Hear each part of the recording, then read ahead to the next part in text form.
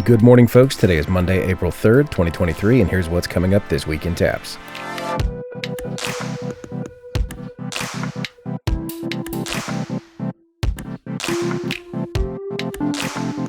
District tennis is underway this morning. South District matches are taking place in Kerrville, and the North matches are up in Arlington. 3A is today, 2A tomorrow, and 1A is on Wednesday. All to determine who is headed to state in the coming weeks. We're going to have results on the tennis section of the TAPPS website. Follow at TAPPS Tennis on Twitter for more. Also coming up this week, the art history test is closing on Friday, April 7th, and the 1A golf entry deadline is Thursday, April 6th.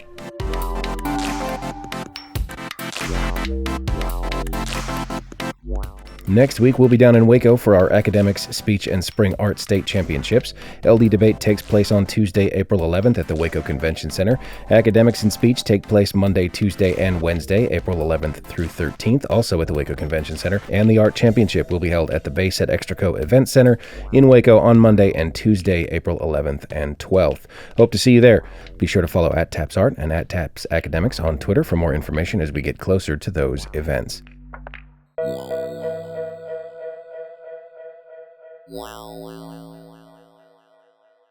Last week, we held our second ever TAPPS Lacrosse Showcase in Round Rock, and we spent some time with some of the players and coaches who brought their teams down to compete and asked them about their programs and lacrosse in TAPPS.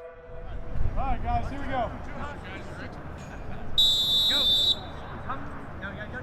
Right here, right here. We are so happy. We were jealous last year. Last year I had it marked off that we would go, and then there wasn't enough participation, and we were like, oh no. Hello, I'm Liz Holmes. I'm the head women's lacrosse coach at Bishop Lynch in Dallas, Texas. Looked forward to it all year. We deliberately did not go to a little Texas A&M tournament in January, so we were delighted. This is our away trip. So wonderful to play. It's good for Texas lacrosse, for all of us to play each other, and it's become very expensive to travel.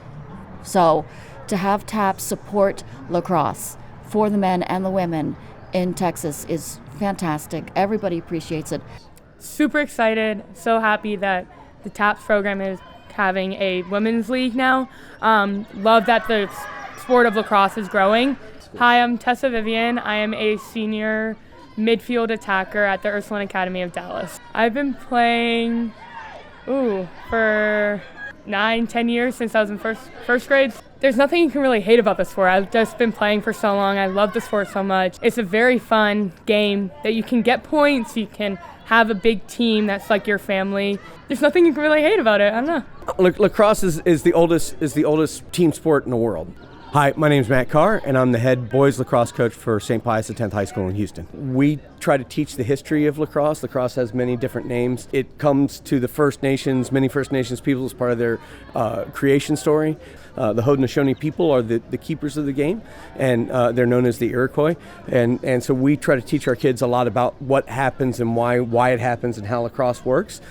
We believe in teaching our kids grit and tenacity, which is the most important thing I can teach them from lacrosse to life. The fact is lacrosse is the fastest sport on 2 feet. It's super fun for fans to watch. It's a great competitive sport. It combines a lot of the things that you see in other sports. There's hitting similar to hockey. There's high scoring, which is great, and it's just a fantastic way for kids to find a place to compete for something that's a lot of fun to do. Playing for your high school, you just can't beat that. Whatever sport you're going to play in, there's just that desire to be part of your high school community. Hello, I'm Paul Walski. I'm the lacrosse director at Antonian College Preparatory High School. Starting out any new sport and in lacrosse is going to give those guys that don't quite fit football, don't quite fit basketball, don't quite fit soccer. It's going to be that, or the girls that don't fit in that particular sport are going to be able to come out and go, oh my gosh, I fit here. This is great. For those athletes that are playing football in the fall, lacrosse is an outstanding off-season sport for them, from exercise to physicality to footwork. And the same thing for girls. Just the more sports you can play throughout your career, you're going to be better at your primary sport. Now, we were super excited to be able to come to this year's tournament. The boys, as a second-year program, playing at the appropriate level, playing great refs, great field, great just all around, having it broadcast. My son, who graduated last year, who was on first year's team, and a lot of the other graduates were able to watch it on TAPPS TV and be able to enjoy seeing what they created last year. I know a lot of the parents that aren't able to come because it's during the day are able to come out here and be able to watch it and see and participate. So the girls came out. Great time, great event, same thing on their side. So there's a high school league for each of the programs. There's a boys league and a girls league, and we play in that appropriate league. And then anytime that we can get a TAPPS event in, that's what we shoot for, because our end goal is to be playing in TAPPS like all the other TAPPS sports. We are part of Texas Girls High School Lacrosse Association, and it's private schools and community programs throughout the state. There are 3 regions. So we're in the north, or districts. We're in the North District. So THSLL is the Texas High School Lacrosse League. Our season, actually, we play a lot of TAPPS teams.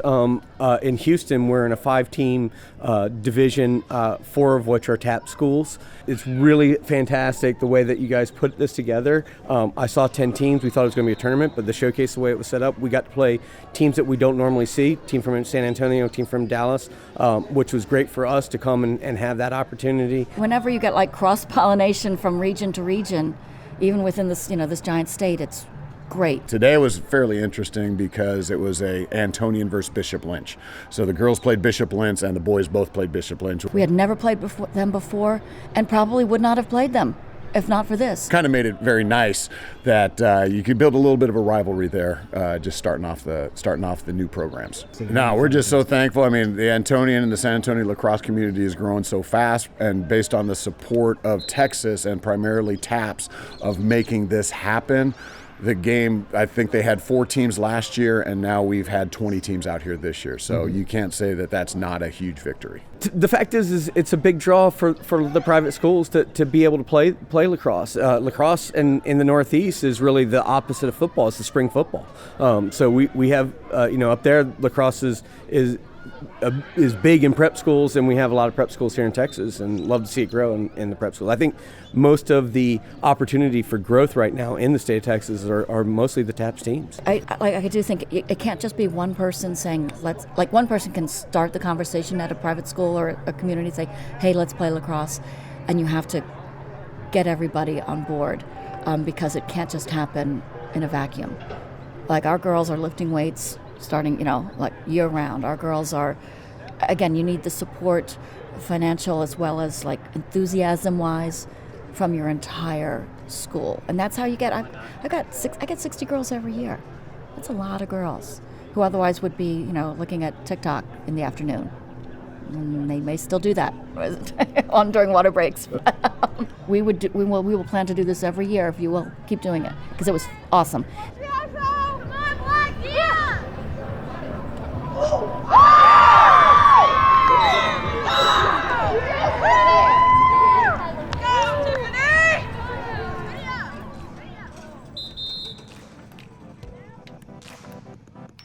We have a Twitter account for Lacrosse Now. Be sure to follow @TAPPS Lacrosse, and we will see you at the showcase next year.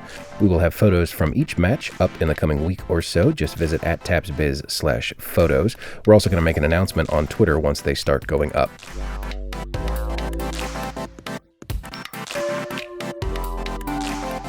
Also last week, we held our 2023 TAPPS State Robotics Championship with First Robotics. That was in Waco on Saturday. We took some time at the championship to speak with some of the teams out in the pit about their robots, their programs, and the competition in TAPPS and First Robotics. We are all set, and we are autonomous in 3, 2, 1, go! And we are underway here in the second match between these two sides. State Robotics just missing out on that low junction there for the Blue Lions. Yeah, so I'm Alex from 9191 Beta Testers. I'm the programmer for the team, and this is my first year doing FTC.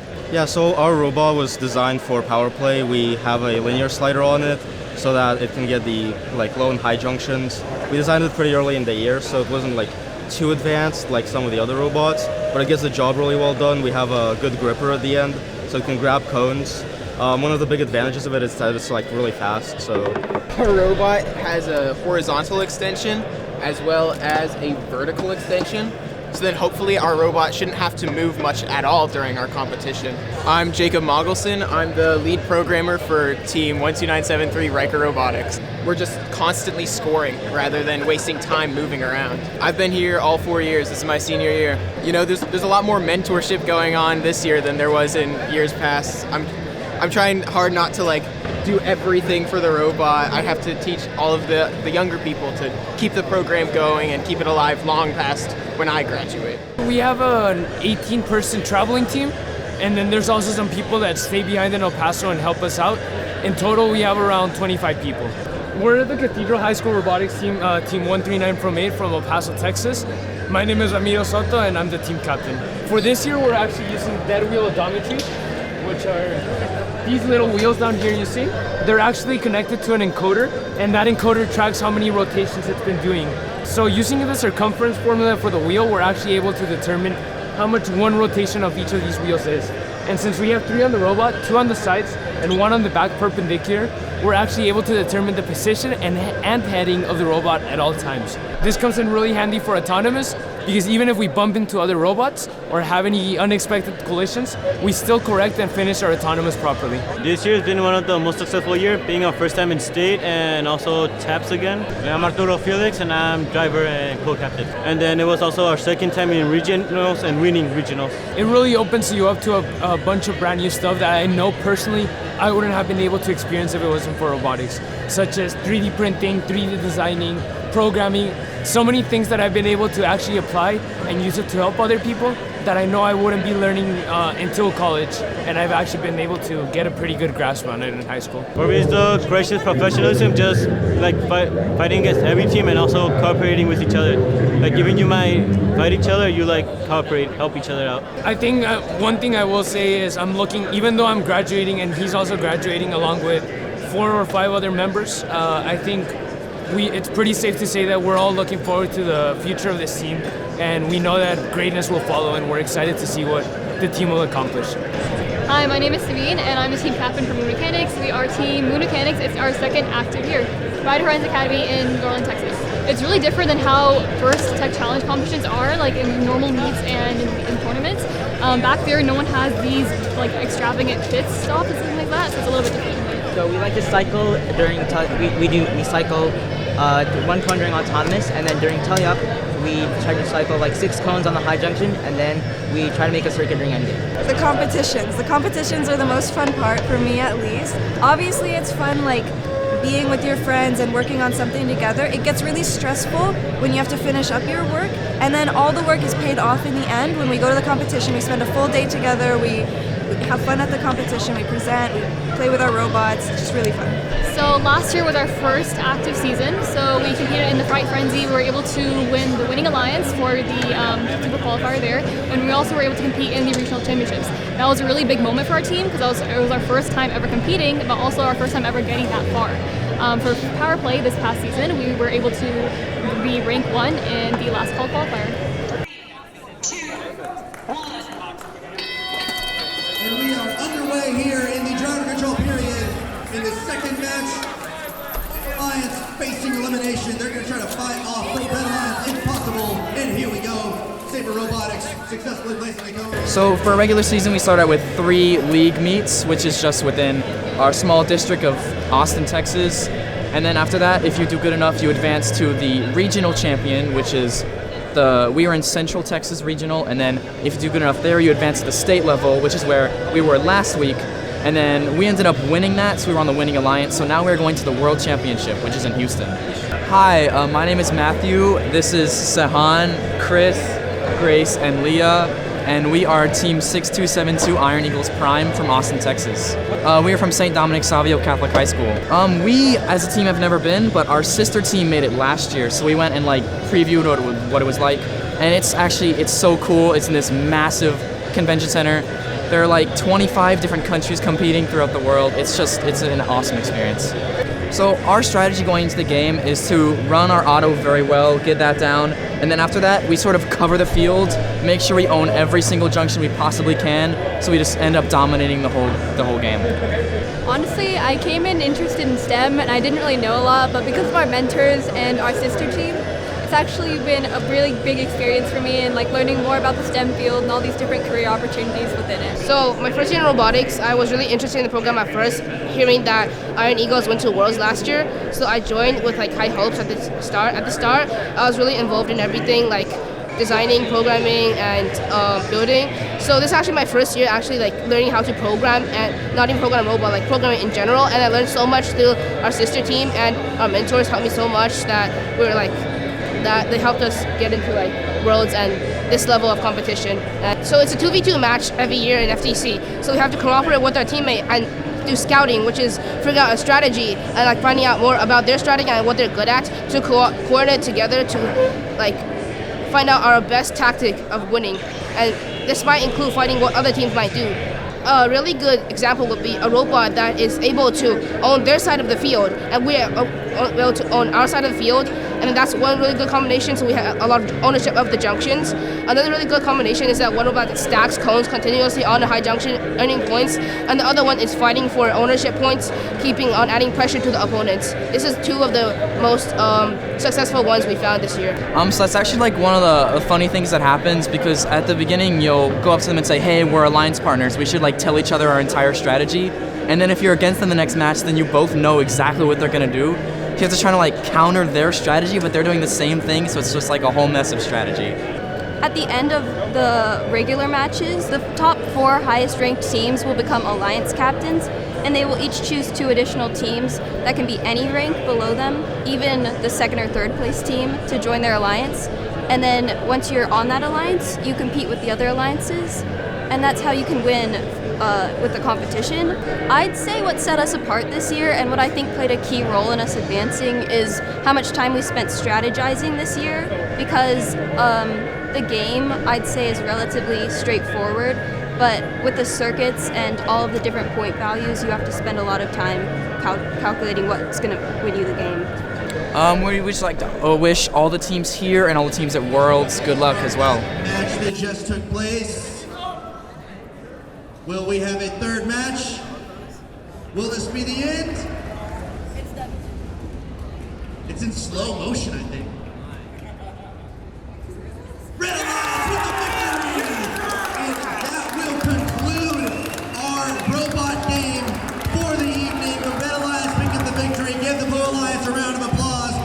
What an excellent contest between those two sides. Great score over there from the Red Alliance. Folks, don't go anywhere.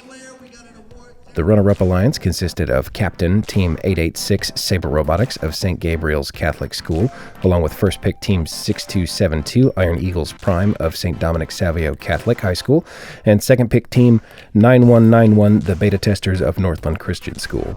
And your champion alliance this year consisted of Captain Team 3708 Iron Eagles Optimus of St. Dominic Savio Catholic High School, with their first pick Team 12928 the Light Satyrs of St. Michael's Catholic Academy, and second pick Team 13948 Cathedral Robotics of Cathedral High School in El Paso. In individual team awards, the Rockstar Rookie Award went to Team 17348 MCA Horsepower Gold from McKinney Christian.